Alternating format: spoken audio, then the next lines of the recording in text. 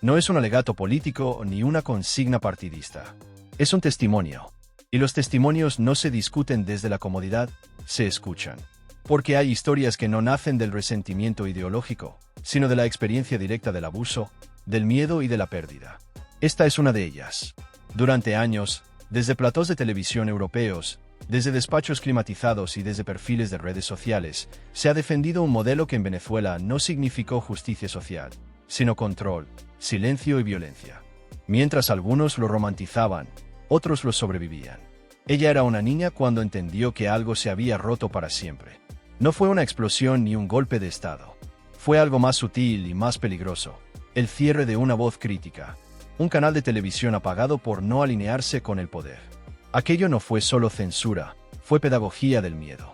El mensaje era claro: quien disiente, desaparece. A partir de ahí, el país comenzó a cambiar de forma irreversible. Los medios se autocensuraron, el humor político desapareció, los periodistas comenzaron a medir cada palabra.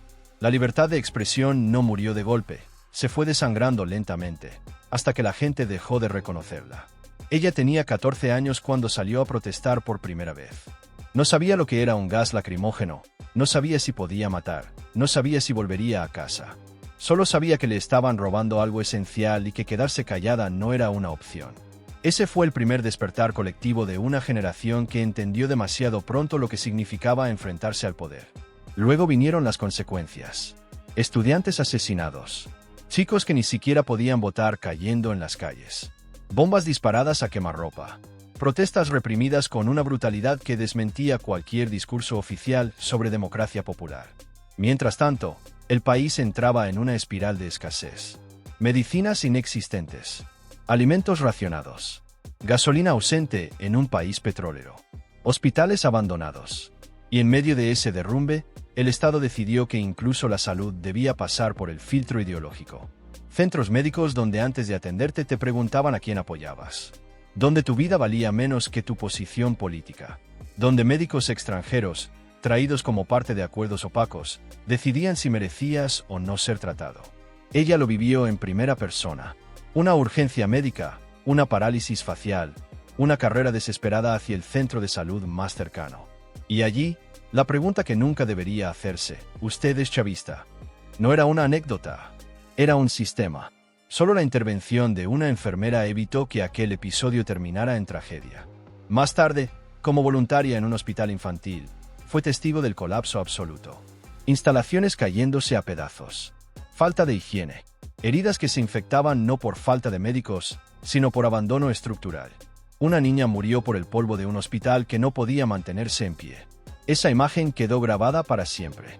Mientras tanto, los hijos y herederos del poder acumulaban fortunas incalculables.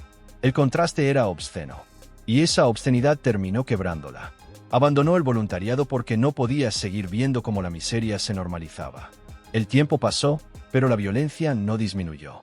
Tras la muerte de Chávez, el régimen no se suavizó, se endureció. Llegaron las protestas más duras, el éxodo masivo, las detenciones arbitrarias, la tortura sistemática. Universitarios perseguidos, desaparecidos, enviados al exilio forzado tras semanas de tormento físico y psicológico. Amigos suyos fueron torturados durante días. Cuando regresaron, ya no eran los mismos. Sus familias los enviaron lo más lejos posible para intentar salvar lo poco que quedaba de ellos. Las mujeres tampoco quedaron al margen. Madres castigadas por la militancia de sus hijos. Humilladas, golpeadas, usadas como escarmiento. Una de sus amigas tuvo que huir del país después de que la Guardia Nacional se llevara a su madre, la golpeara, la vejara y la marcara de por vida para enviar un mensaje al resto. A partir de ahí, el miedo dejó de ser una emoción y se convirtió en rutina. Salir a la calle ya no era luchar por ideales, era proteger a los tuyos. Ella marchaba junto a su hermano porque sabía que si él iba solo, podía no volver. No pedían privilegios, pedían vivir. Jóvenes enfrentándose a tanquetas. Estudiantes de arte y derecho siendo atropellados por vehículos militares. La juventud convertida en enemigo interno. Uno de esos chicos se convirtió en símbolo. Tenía 17 años. Sabía que quería irse, pero también sabía que no quería rendirse. Dijo que si lo mataban, no lo dejaran abandonado. Lo mataron, y con él, se extinguió una parte de la esperanza colectiva. El exilio llegó como única salida. pero ni siquiera fuera estaban a salvo. Regresar al país significaba exponerse a humillaciones, extorsiones y abusos. En un aeropuerto, fue retenida, desnudada, interrogada, amenazada. 2 hombres armados, uniformados, frente a una mujer indefensa. Todo para exigir dinero. Todo bajo la excusa de la autoridad. Pagaron, porque siempre se paga. Con dinero, con miedo o con dignidad. Después secuestraron a su madre, con una niña pequeña. Exigieron $, a cambio de su libertad. Y otra vez, la familia tuvo que elegir entre perderlo todo o perderla a ella. Ni siquiera los documentos de identidad estaban a salvo. Pasaportes entregados a cambio de sobornos. Ciudadanos tratados como delincuentes por querer marcharse. Salir del país se sentía como cometer un crimen. Años después, ya lejos, el régimen siguió cobrando vidas. Un familiar sufrió un infarto y ningún hospital quiso atenderlo. Horas llamando, pidiendo ayuda, buscando contactos.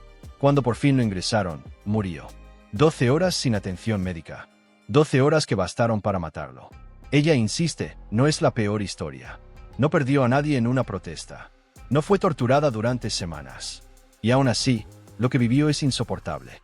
Imaginen entonces lo que vivieron quienes no tuvieron voz ni salida. Por eso resulta insultante escuchar a dirigentes europeos defender ese sistema. Llamar soberanía a la tortura. Justicia social al hambre. Feminismo a un régimen que desnuda y extorsiona a mujeres en aeropuertos. Cuando el pueblo venezolano intentó votar, le robaron la elección. Cuando pidió apoyo internacional, muchos se abstuvieron. Esa fue la última vía democrática que se cerró. Hoy, dentro de Venezuela, la gente vive en silencio. Borra mensajes. Elimina fotos. Pide a sus familiares que no escriban. Celebrar una noticia puede costarte la libertad. O la vida. Claro que duelen todas las muertes. Pero también duele la hipocresía. El cinismo. La superioridad moral de quienes jamás vivirán lo que defienden. Antes de llamar traidor a un venezolano desde tu sofá, piensa. Antes de justificar una dictadura porque encaja en tu discurso, escucha. Porque esto no va de ideologías. Va de personas. Y las personas no son conceptos. Son historias. Como esta. Lo dejo aquí. Os leo.